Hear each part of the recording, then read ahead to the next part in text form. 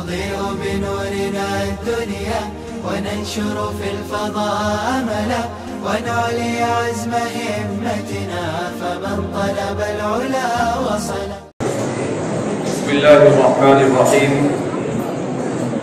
الحمد لله رب العالمين والعاقبة للمتقين والصلاة والسلام على سيد الأنبياء والمرسلين سيدنا وحبيبنا وحبيب رب العالمين محمد وعلى آله وأصحابه ومن هدى بهديه إلى يوم الدين. قال الله تبارك وتعالى في كتابه المجيد والفرقان الحميد: فأعوذ بالله من الشيطان الرجيم بسم الله الرحمن الرحيم. سنقرئك فلا تنسى إلا ما شاء الله إنه يعلم الجهر وما يخفى ونيسرك لليسرى. وقال تبارك وتعالى في مقام آخر: كتاب أنزلناه إليك مبارك ليدبروا آياته وليتذكر أولو الألباب. وقال النبي صلى الله عليه وسلم: من حفظ القرآن فقد استحوذ النبوة في جنبيه إلا أنه لا يوحى إليه، أو كما قال صلى الله عليه وسلم. برادران اسلام، سب سے پہلے ہم رب کریم کا شکر ادا کرتے ہیں کہ رب ذوالجلال نے ہم سب کو قرآن کریم کی نسبت پر یہاں پر جمع ہونے کی توفیق مرحمت فرمائی. قرآن کریم کی نسبت پر جمع ہونا یہ محض اللہ سے فضل اور اس کی توفیق سے ہوتا ہے. بہت سارے ایسے لوگ بھی ہوں گے جو ایسی مجلسوں میں آنے کو ترستے ہیں مگر ان کے لیے مواقع اللہ کی طرف سے مہیا نہیں کیے جاتے. مگر اللہ کا فضل ہے کہ اللہ رب العزت نے مدرسہ خالد بن ولید کی برکت سے ہمارے لیے یہ موقع میسر فرمایا کہ آج ہم سب حفاظ قرآن اور قرآن کریم کے حافظ جنہوں نے اللہ کی کتاب کو اپنے سینے میں محفوظ کیا، ان کی تکریم اور ان کے اکرام کے لیے یہاں پر جمع ہوئے. قرآن کریم یہ اللہ کی مقدس کتاب. قرآن کریم کو اللہ رب العزت نے انسانی معاشرے کے لیے دستور حیات بنا کر بھیجا. یہ قرآن رسول اللہ صلی اللہ علیہ وسلم کی ذات اقدس پر نازل ہوا اور آپ صلی اللہ علیہ وسلم نے 23 سال میں اس قرآن کریم کو جو نجمن آپ پر حضرت جبریل علیہ السلام کے واسطے سے نازل ہوا، قرآن کریم نے جس کو بیان کیا: نزل به الروح الامین علی قلبک لتکون من المنذرین، کہ اسے روح الامین لے کر نازل ہوئے. حضرت جبریل علیہ السلام کو اور روح اور الامین کہا جاتا ہے. کیوں؟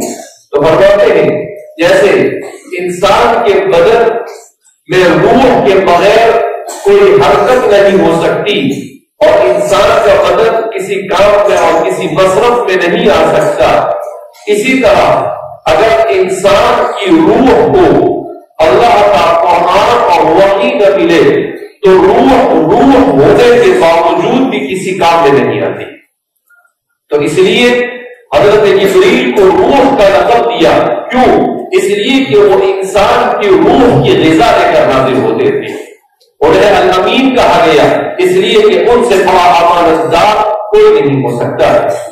جیسا قرآن اللہ رب العزت نے انہیں لے کر بھیجا بغیر کسی کمی اور زیادتی کے بہو پورا نبی کریم صلی اللہ علیہ وسلم تک وہ پہنچایا. اس لیے آپ صلی اللہ علیہ وسلم پر جس کتاب کا نزول ہوا اس میں کہا گیا: نزل به الروح الامین علی قلبک، اے محمد عربی صلی اللہ علیہ وسلم آپ کے قلب اطہر پر اس کا نزول ہوا. لتکون من المنذرین، تاکہ آپ ان لوگوں میں سے ہو جائے جو شفقت کے ساتھ ڈرانے والے ہیں. قرآن کریم کا نزول یہ پوری انسانیت کے لیے، یہ صرف مسلمانوں کے لیے نہیں، قرآن کریم کا نزول ہدی للناس، پوری انسانیت کی ہدایت کے لیے اس کا نزول ہوا، رحمت للعالمین پر ایسی کتاب کو نازل کیا گیا جو پوری انسانیت کو قیامت تک رہنمائی کرنے کے لیے ہے۔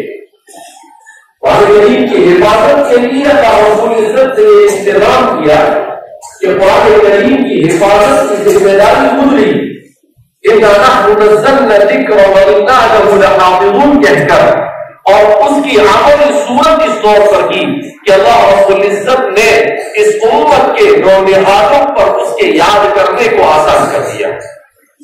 اسی لیے علماء نے لکھا ہے کہ قرآن سے پہلے جتنی کتابیں نازل ہوئی ان کتابوں کے حافظ صرف وہ نبی ہوتے تھے جن پر وہ کتاب نازل ہوتی تھی، مگر قرآن کریم کی خصوصیت یہ ہے اور اس امت کی خصوصیت یہ ہے کہ اللہ رب العزت نے اس امت کے کچھ افراد کو منتخب کیا جو نبوت والی اس خدمت کو انجام دیتے۔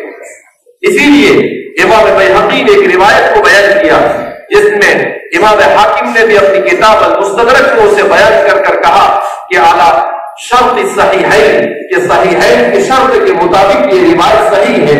اس میں انہوں نے صاف کہا کہ جس نے قرآن کریم کو یاد کیا گویا کہ اس نے اپنے سینے میں مقام نبوت کو محفوظ کر دیا۔ الا انہ لا یوحی الیہ، صرف اتنا فرق ہے کہ نبی پر وحی آتی ہے اور اس بندے پر جس نے قرآن کو حفظ کیا اس پر وحی نہیں آتی ہے، صرف یہ فرق ہے۔ کیوں؟ اس لیے کہ جس وحی کو نازل کیا گیا اس وحی کو اس نے اپنے سینے میں جگہ دے دی۔ تو یہ بڑی قسمت والوں کی بات ہے۔ اور لوگ دنیا میں آج کل مسلمانوں میں کچھ منکرین حدیث، مسلمانوں میں کچھ اپنے آپ کو بہت ہوشیار اور اپنے آپ کو بہت زیادہ ذہین اور اپنے آپ کو روشن خیال سمجھنے والا ماڈرن ذہنیت کا طبقہ ایسا کھڑا ہوا، وہ کہتا ہے کہ قرآن کو حفظ کر کے کیا فائدہ، قرآن کو حفظ کر کر کیا، قرآن کا حفظ، قرآن کی تلاوت یہ مستقل عبادت ہے۔ اسی لیے امام قرطبی رحمۃ اللہ علیہ نے اپنی کتاب تفسیر قرطبی کے مقدمے میں اس بات کو ذکر کیا ہے۔ امام قرطبی قرآن کریم کی تعریف کرتے ہوئے فرماتے ہیں القرآن هو الكتاب المعجز أتى به محمد صلى الله عليه وسلم المقروء بالألسنة المحفوظ في الصدور والمكتوب في المصاحف، کہ قرآن کریم کو مقدس کتاب ہے جو معجزے کے طور پر رسول اللہ صلی اللہ علیہ وسلم پر نازل ہوئی اور جس کی تلاوت اس امت کا ہر فرد کرتا ہے، جس کو حفاظ کے سینوں میں محفوظ کیا گیا اور اس کی حفاظت کے لیے حضرت ابوبکر صدیق رضی اللہ تعالیٰ عنہ کے دور میں اسے مصحف کی شکل میں محفوظ کر لیا گیا۔ تو قرآن کریم کا حفظ یہ ایک بہت بڑی عبادت ہے۔ اس عبادت کے عبادت ہونے کا انکار کرنا یہ گویا کہ اپنی مسلمانی میں شک کرنا ہے۔ اس لیے میرے بھائی دوستوں بزرگوں، اپنے آپ کو ضرورت سے زیادہ اعتبار سمجھنے کی ضرورت نہیں ہے۔ اگر قرآن کریم کو حفظ کرنا عبادت نہ ہوتا تو اللہ کے رسول کیوں حفظ کرتے؟ حضور نے حفظ کیا اور رسول اللہ صلی اللہ علیہ وسلم اس امت کے سب سے پہلے حافظ، اور آپ حضرت جبریل کو آموزہ اور دور سناتے تھے۔ اسی لیے جس سال نبی کریم صلی اللہ علیہ وسلم کی وفات حسرت آیات ہوئی اور آپ اس دنیا سے چلے گئے، اس سال رمضان میں آپ نے حضرت جبریل کو جبریل دو مرتبہ پورا قرآن آپ نے پڑھ کر سنایا۔ آپ امت کے سب سے پہلے حافظ، صرف اس پر اکتفا نہیں کیا، حضرات صحابہ کو حفظ قرآن پر آمادہ کیا، اس کے فضائل کو بیان کیا۔ ایک روایت میں حضور نے فرمایا کہ حافظ قرآن قیامت کے دن آئے گا تو قرآن اللہ کے دربار میں آ کر کھڑا ہو جائے گا اور اللہ سے کہے گا اے اللہ، اس نے مجھے اپنے سینے میں محفوظ کیا، اے اللہ آپ اس کا اکرام کیجیے، تو اللہ کہیں گے کہ اسے کرامت کا تاج پہناؤ، وہ کہے گا اللہ وزیدہ، اے اللہ اس کا مزید اکرام کیجیے، تو فرماتے ہیں کہ اسے کرامت کا لباس پہنایا جائے گا، پھر اس کے بعد قرآن کریم کہے گا اے اللہ آپ اس سے راضی ہو جائیے، تو اللہ کہے گا جا، پھر اس سے راضی ہو گیا، اس کو جنت کا راستہ دکھا دیا جائے گا۔ تو یہ صرف حفظ قرآن کی فضیلت بیان کی گئی ہے، اسی لیے حضرات صحابہ کرام رضی اللہ تعالی عنہم اجمعین کی بڑی جماعت نے قرآن کریم کو حفظ کیا۔ اللہ کے رسول صلی اللہ علیہ وسلم کے زمانے میں ایک واقعہ پیش آیا جس میں 70 حفاظ شہید ہو گئے، جس کو پیر مورونہ کا واقعہ کہا جاتا ہے، جہاں پر 70 صحابہ کرام شہید ہوئے۔ حضرت ابوبکر صدیق رضی اللہ تعالیٰ عنہ کے زمانے میں مسیلمہ ابن حبیب الکذاب کے ساتھ جنگ یمامہ ہوئی، اس جنگ یمامہ میں 700 حفاظ صحابہ شہید ہوئے۔ اسی لیے جب حضرت عمر رضی اللہ تعالیٰ عنہ کو اس بات کا اندازہ ہوا تو جنگ یمامہ کے 700 حفاظ کے شہید ہونے کے بعد آپ نے کہا کہ اے ابوبکر قرآن کو محفوظ کر لیا جائے، اسے لکھ لیا جائے، اس لیے کہ یہ حافظ اس طرح سے جنگوں میں شہید ہو جائیں گے تو مجھے ڈر لگتا ہے کہ کہیں قرآن کریم ضائع ہو جائے۔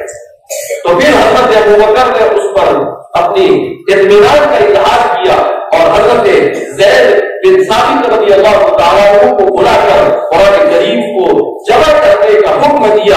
حضرت زید بن ثابت فرماتے ہیں رب ذوالجلال کی قسم اتنی بڑی ذمہ داری تھی کہ اگر مجھے یہ کہا جاتا کہ وہ پہاڑ کو یہاں سے اٹھا کر دوسری جگہ پر رکھ دو تو یہ میرے لیے آسان تھا، مگر قرآن کا جمع کرنا میرے لیے آسان نہیں تھا، اس لیے کہ بہت بڑی ذمہ داری تھی۔ مگر قرآن چاہیے سیدنا حضرت زید بن ثابت رضی اللہ تعالیٰ عنہ پر انہوں نے بڑی محنت اور جانبشانی کے ساتھ اور بڑی تحقیق کے ساتھ قرآن کریم کے سورہ فاتحہ سے لے کر سورہ ناس تک مکمل ایسا ہی جمع کیا جیسا کہ قرآن رسول اللہ صلی اللہ علیہ وسلم کی ذات اقدس پر نازل ہوا تھا۔ وہ فرماتے ہیں کہ ایک ایک آیت کو، اس لیے کہ رسول اللہ صلی اللہ علیہ وسلم پر جب وحی نازل ہوئی اس زمانے میں ہمارے زمانے کی طرح کاغذ اور پین کی فراوانی نہیں تھی، نہ پین ہوتے تھے، نہ قلم ہوتے تھے، اور نہ پینسل ہوتے تھے، نہ کاغذ ہوتے تھے۔ حضور پر جب وحی کا نزول ہوتا تھا صلی اللہ علیہ وسلم تو جو صحابی لکھنے والے آپ کے پاس موجود ہوتے تھے ان کے پاس اگر کاغذ ہوتا تو اس پر لکھ لیتے، ان کے پاس اگر چمڑا ہوتا تو اس پر لکھ لیتے، ان کے پاس اگر کپڑا ہوتا تو اس پر لکھ لیتے، ان کے پاس اگر درختوں کے پتے ہوتے تو اس پر لکھ، جو منحصر ہوتا اس پر لکھ لیتے تھے، اور وہ سب صحابہ کے پاس منتشر تھا، ان سب کو جمع کیا۔ پھر اس کے بعد جو جدید حافظ قرآن صحابہ تھے ان صحابہ کو پڑھ کر سنایا، اور پھر اس کے بعد کئی صحابہ نے جب اس کو کہا کہ ہاں ہم نے ایسا ہی پڑھا اور ایسا ہی یاد کیا ہے، جب اطمینان ہو گیا تب جا کر آپ نے قرآن کریم میں اس کو شامل کیا۔ قیامت تک لوگ قرآن پڑھتے رہیں گے اور اس کا ثواب حضرت عمر کو بھی ملتا رہے گا، حضرت ابوبکر کو بھی ملتا رہے گا، اور حضرت زید بن ثابت کو بھی ملتا رہے گا۔ مدل علی الغیر کفاعل، ایسا قرآن محفوظ ہوا کہ امام قرطبی نے ایک عجیب واقعہ اپنی تفسیر میں ذکر کیا ہے یحییٰ بن اکثر کے حوالے سے۔ فرماتے ہیں کہ یحییٰ بن اکثر کہتے ہیں کنت فی حضرت ہارون الرشید، میں ہارون الرشید کے دربار میں بیٹھا ہوا تھا، وہ وہاں علماء اور بڑے بڑے اساتذہ علم وہاں پر بیٹھے ہوئے تھے اور مختلف علمی چیزوں پر گفتگو ہو رہی تھی۔ فقال الشاب، ایک نوجوان داخل ہوا اور حسین و جمیل، اور وہ آیا اور بہترین عربی زبان میں گفتگو کرنے لگا، مگر ہارون الرشید بڑا ذہین و فطین بادشاہ کا مسلمانوں کا،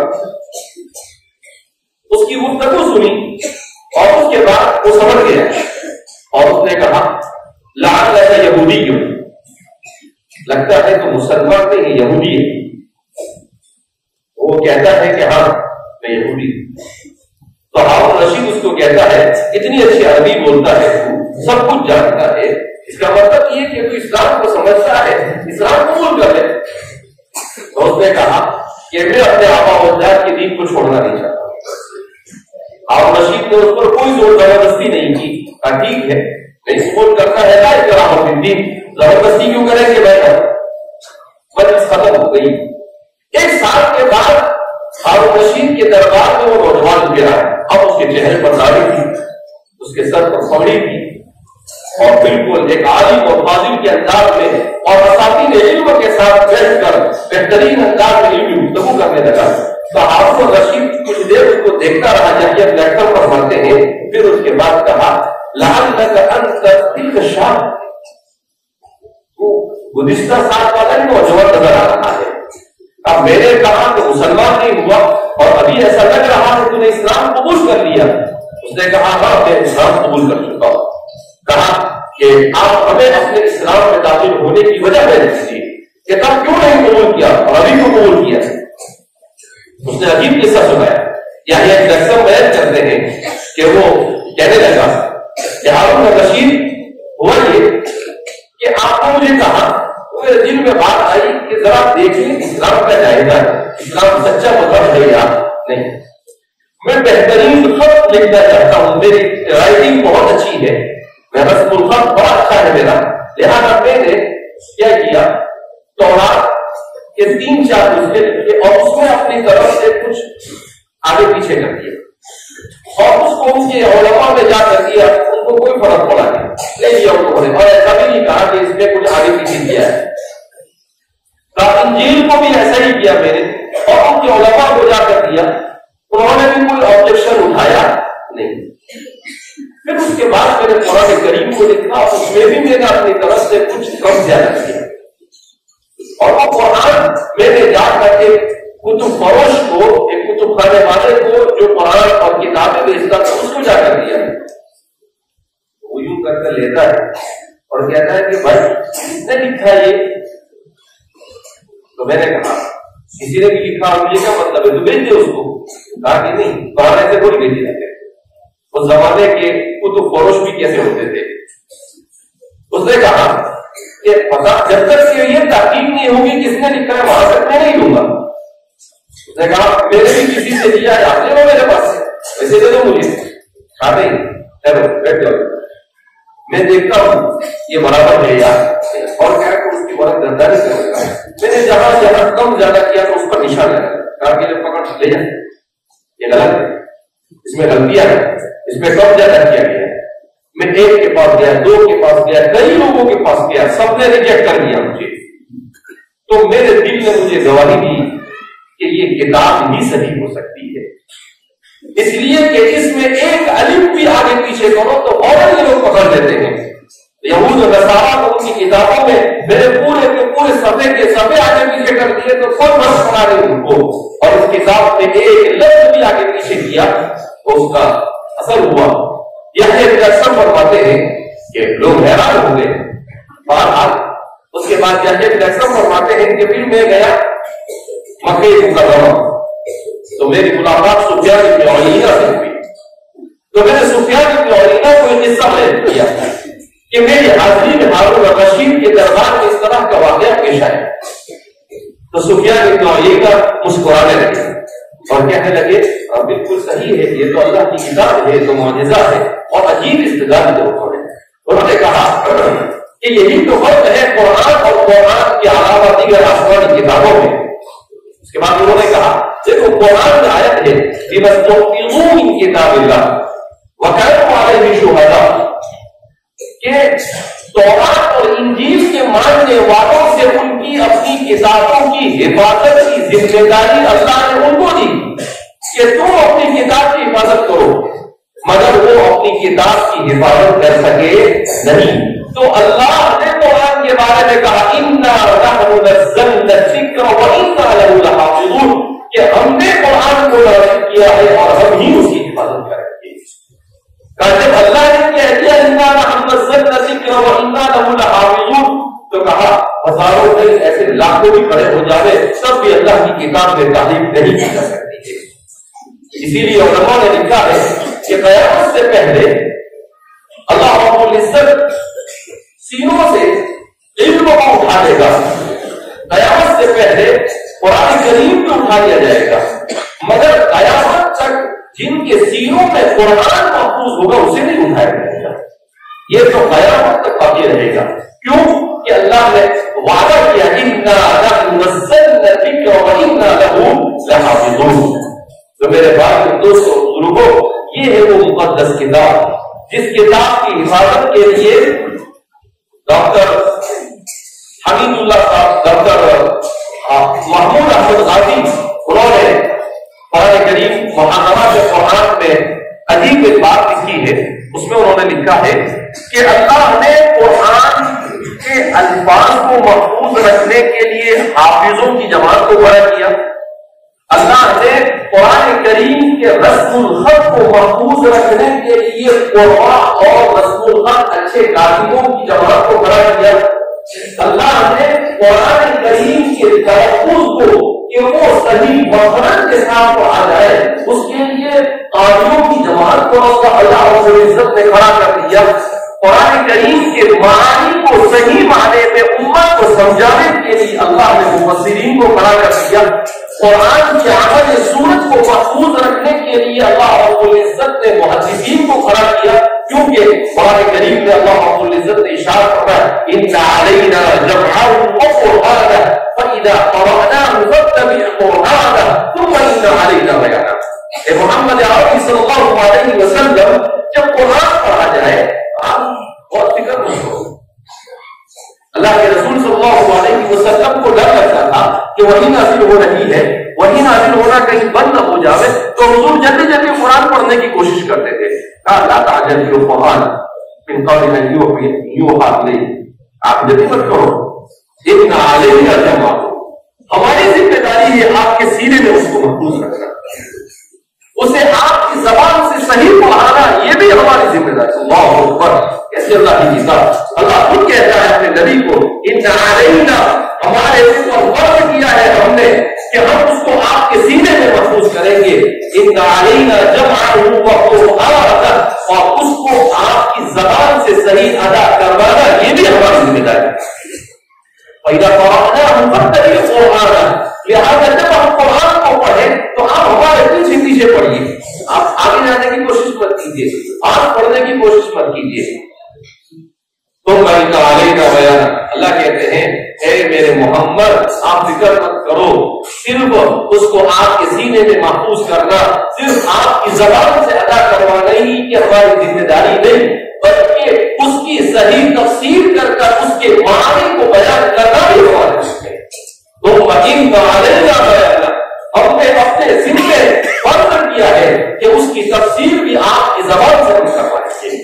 تو فرماتے ہیں کہ حضرات محدثین نے قرآن کریم کی تفسیر ہے علم حدیث، حضرات محدثین نے اس کی عملی صورت کو محفوظ کیا، اور حضرات فقہاء نے امت کو قیامت تک قرآن کی روشنی میں قرآن پر کیسے عمل ہوگا اس عملی شکل کو محفوظ کرنے کے لیے حضرات فقہاء نے اپنی ذمہ داری ادا کی۔ تو ایسی جماعتیں ہر زمانے میں کھڑی ہوئی جس نے قرآن کریم کی حفاظت کا ذمہ لیا۔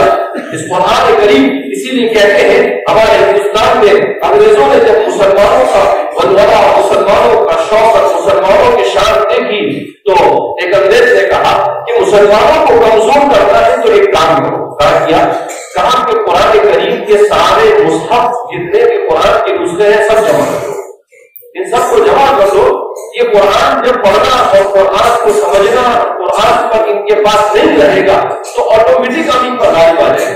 تو انہوں نے قرآن کے سارے جمع کرنا شروع کر دیا۔ ایک مسلمان عالم نے دیکھا کہ یہ بیوقوفی کر رہے ہیں تو انہوں نے کہا کہ ادھر کیا کرتا ہے، بولے قرآن کے نسخے جمع کرتا ہے، کتنے کرنے کا۔ اس کے بعد کوئی 2-4 چھوٹے بچوں کو پکڑ کر لائے جو قرآن کے حافظ تھے، کوئی 8 سال، کوئی 10 سال، کوئی 12 سال، قرآن، وہ بچوں نے قرآن پڑھنا شروع کیا۔ کہیں سے بھی پوچھتے تھے، بچے فٹافٹ پڑھتے تھے۔ انہوں نے کہا کہ ایک قرآن کے نسخوں کو تم جمع کرو گے، جو قرآن سینوں میں محفوظ ہے اس کو کیسے مٹاؤ گے؟ جو قرآن سینوں میں محفوظ ہے اس کو تم کیسے مٹاؤ گے؟ تو میرے بھائی دوستوں بزرگوں، اس امت کو دشمن نے جب بھی کمزور کرنے کی کوشش کی ہے اس نے قرآن کو مٹانے کی کوشش کی۔ اسی لیے صلاح الدین ایوبی کے زمانے میں جب انہوں نے اس کو فتح کیا بیت المقدس کو، اس کے بعد صلیبیوں کے ساتھ جو 12 جنگیں ہوئی ان جگہوں میں ان کا ایک بادشاہ کا مویز ستاسیہ وہ پکڑا گیا. وہ پکڑے جانے کے بعد اس کو بہت بڑی رقم دے کر انہوں نے چھڑا دیا صلاح الدین ایوبی کے پاس سے. جب وہ واپس گیا تو واپس جانے کے بعد اس نے کہا کہ مسلمانوں کو تلوار سے شکست نہیں دی جا سکتی ہے، طاقت سے نہیں شکست دی جاتی ہے.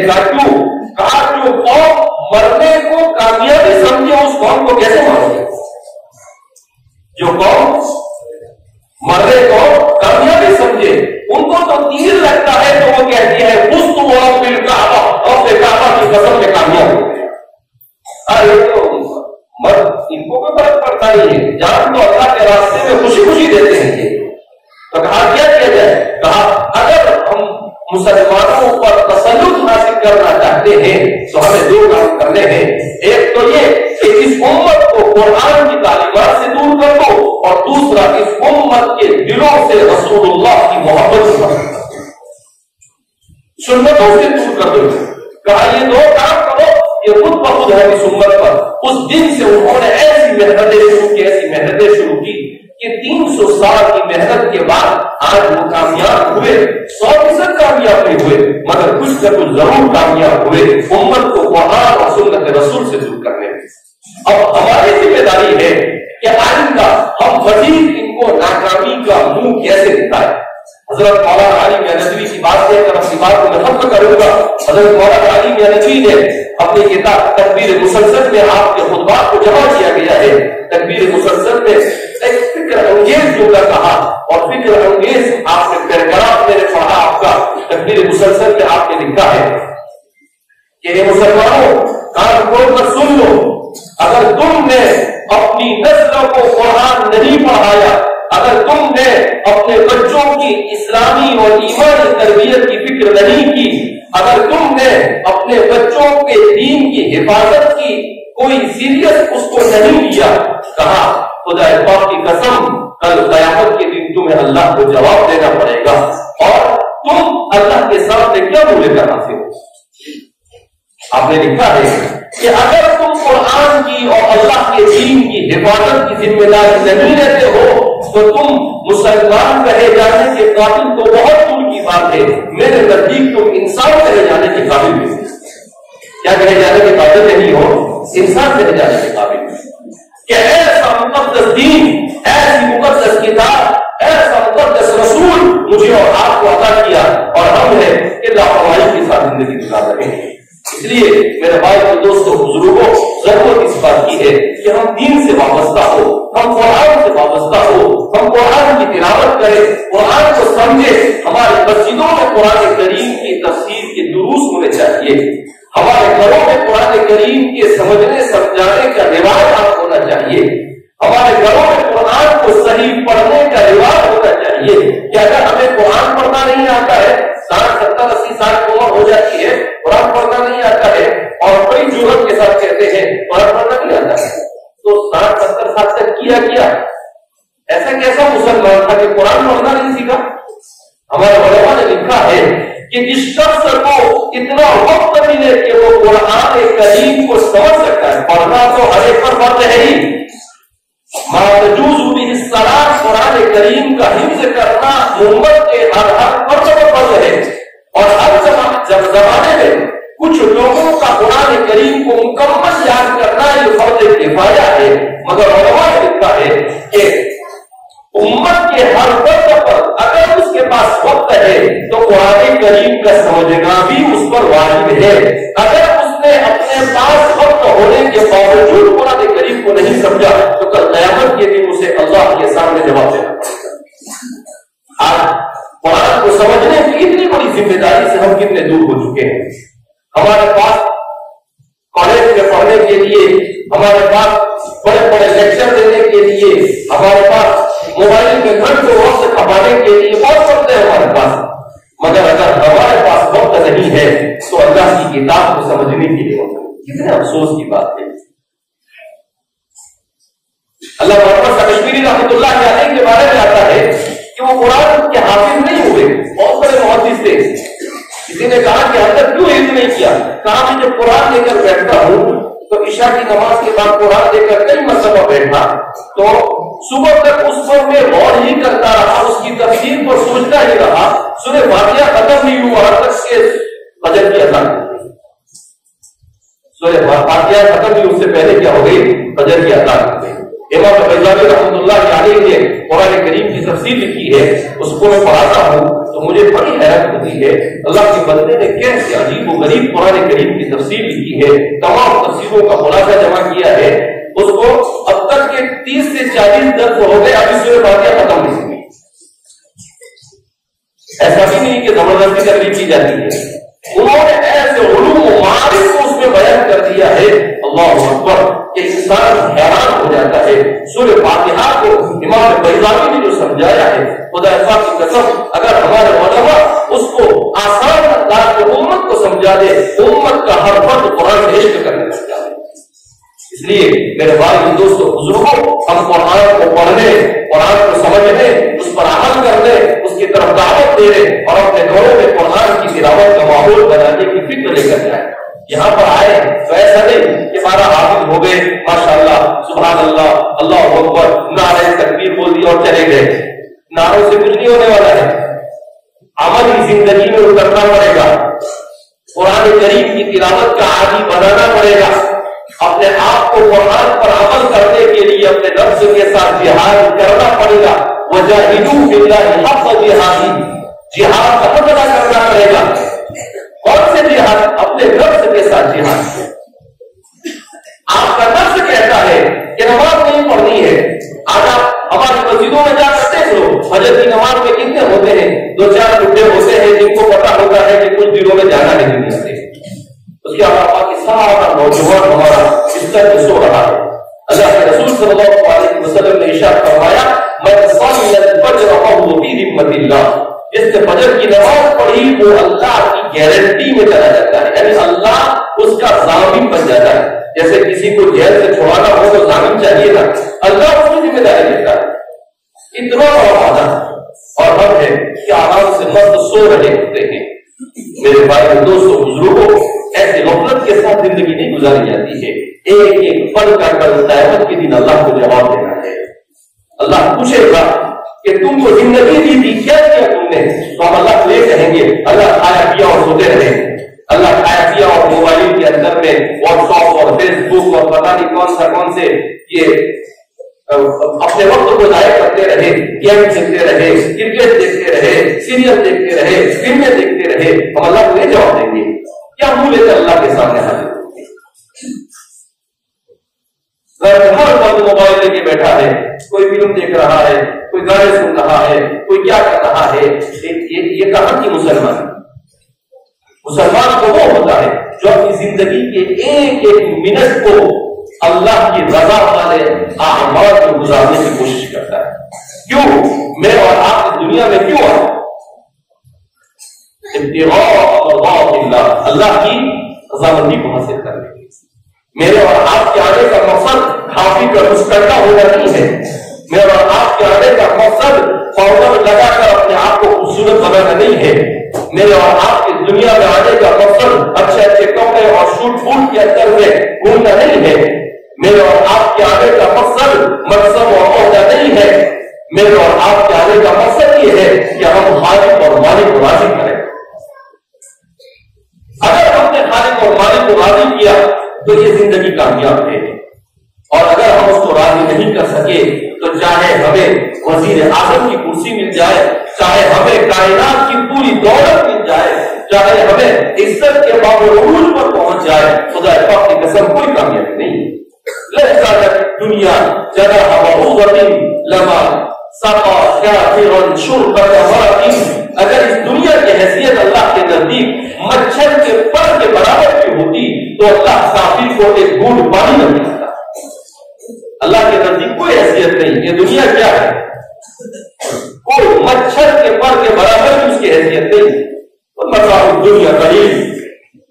اس لیے میرے بھائی دوستوں بزرگوں، اپنی آخرت کو سوچو، اپنی آخرت. آج مسلمان دنیا میں صرف اس کو ایک ہی پڑی ہے میرا بڑا گھر بن جائے، میرے پاس پیسے ہو جائے، میرا نام ہو جائے، میرے پاس اچھا ایپل کا موبائل آ جائے، سیمسنگ کا موبائل آ جائے. میں یہ کوئی تمنائیں اور آرزویں ہیں، یہ رذیل تمنائیں ہیں، کچھ ہونے والا نہیں ان چیزوں سے. یہ سب ہلاکت کے راستے ہیں، یہ شیطانت کے راستے ہیں، یہ دجالیت کے راستے ہیں. ان راستوں کو چھوڑ کر اپنے آپ کو، اپنی نسلوں کو ہم تباہی کی طرف لے جا رہے ہیں. دنیا میں بھی تباہی اور آخرت میں بھی تباہی. کیوں؟ اس لیے کہ دنیا میں بھی عزت نہیں ملے گی. سیدنا حضرت عمر فاروق رضی اللہ تعالیٰ عنہ فرماتے ہیں احسن اللہ بالاسلام، اللہ نے اسلام کی برکت سے ہم مسلمانوں کو عزت عطا فرمائی ہے. لو ابتغينا العزة بغير الاسلام لأذلنا الله، اگر اسلام کو چھوڑ کر کسی اور راستے سے ہم نے عزت تلاش کرنے کی کوشش کی، اللہ ہمیں ذلیل اور ہاتھ کر چھوڑے گا. ہم یہ سمجھتے ہیں کہ ہم ہیرو کی طرح اپنے بال رکھیں گے، اپنے چہروں میں اللہ کے رسول کی سنتوں کو ختم کر دیں گے، ہم فیشنیبل زندگی گزاریں گے تو کامیاب ہو جائیں گے. یہ کہاں کی کامیابی ہے؟ مومن ایسی چیزوں کو کامیابی نہیں تصور کرتا ہے. مومن کی کامیابی یہ ہے کہ اس کا خالق اور مالک اس بات سے راضی ہوتا ہے، رب ذوالجلال اس بات پر اپنی رضامندی کو اظہار اور وہ ساری تفصیلات قرآن کریم میں موجود ہے. لکل شیء، ہر چیز کو اللہ کی کتاب میں بیان کر دیا ہے. اللہ کے رسول نے فرمایا ترکتکم علی محجۃ بیضاء لیلها ونہارها سواء، میں تمہیں راہ روشن پر چھوڑ کر جا رہا ہوں. کوئی چیز ایسی نہیں جو اللہ کے رسول نے مجھے اور آپ کو بیان کی ہو جس کی ہمیں قیامت تک ضرورت ہو سکتی ہے. ہر چیز میں الحلال بین والحرام بین، حلال کیا ہے وہ بھی بیان کر دیا، حرام کیا ہے وہ بھی بیان کر دیا. مگر امت کو کہاں پڑی ہے حلال اور حرام کی جاننے کی؟ اس کو تو ایک ہی پڑی ہے کہ میرا گیس کیسے بھر جائے اور میرا پیٹ کیسے بھر جائے، چاہے حرام طریقے سے آئے مجھے اس سے کیا فرق پڑتا ہے. امام ابن رجب نے الاشباح والنظائر میں لکھا ہے کہ اگر کوئی ایک دارد یعنی ایک پیسہ حرام کا کھاتا ہے تو 40 قیامت کے دن اسے اپنی 40 سال کی جماعت کے ساتھ پڑھی ہوئی مقبول نماز اس کے بدلے میں جس کا اس نے کھایا اس کو دینا پڑے گا. آج ہم وراثت میں اپنے بھائیوں اور بہنوں کے زمینے سے بولتے ہیں. اللہ کے رسول صلی اللہ علیہ وسلم نے فرمایا اگر کسی نے کسی کی ایک بارش زمین میں ہوگی، قیامت کے دن 7 زمین کا توپ پہنا کر اس کے گلے میں ڈالا جائے گا اور کہا جائے گا لے اب اس کو لے کر چل. آسان نہیں ہے، قیامت کا حساب بہت خطرناک ہے. ہم یہ سمجھتے ہیں کیا ہوگا، اللہ غفور رحیم ہے جو دے گا اللہ نہیں. حقوق العباد قرآن کریم ومن يعمل مثقال ذرة خيرا يره ومن يعمل مثقال ذرة شرا يره. ذرہ چیز کا اللہ رب العزت حساب لینے والا ہے. اس لیے میرے بھائی دوستوں بزرگوں اپنی آخرت کو بنانے کی کوشش کریں اور وہ کتاب و سنت کی روشنی ہی میں ہو سکتا ہے. اللہ رب العزت مجھے اور آپ کو صحیح باتیں میں اللہ کی کتاب کو سمجھنے، اللہ کی کتاب کو پڑھنے اور اس کو عمل کرنے کی توفیق پر عمل فرمائے. اللہ رب العزت پوری امت کو اللہ کی کتاب کی طرف رجوع کرنے کی توفیق پر عمل فرمائے. حاضر ہونے والے ہمارے محبات کو اللہ رب العزت ان کے سینے میں قرآن کریم کو قیامت تک محفوظ فرمائے، قرآن کے علوم کو ان پر منتشر فرمائے. ان کے پیچھے محنت کرنے والے اساتذہ، انتظامیہ اور جتنے بھی ہمارے معاونین اور محسنین جو ان کے لیے محبت کرنے والے، ان کے لیے دعا کرنے والے ہیں، ان سب کو اللہ دارین میں بہترین اجر عطا فرمائے. اور اللہ رب العزت ہم سب کو اپنی رضا والے اعمال کی توفیق پر عمل فرمائے. وآخر دعوانا الحمد للہ رب العالمین.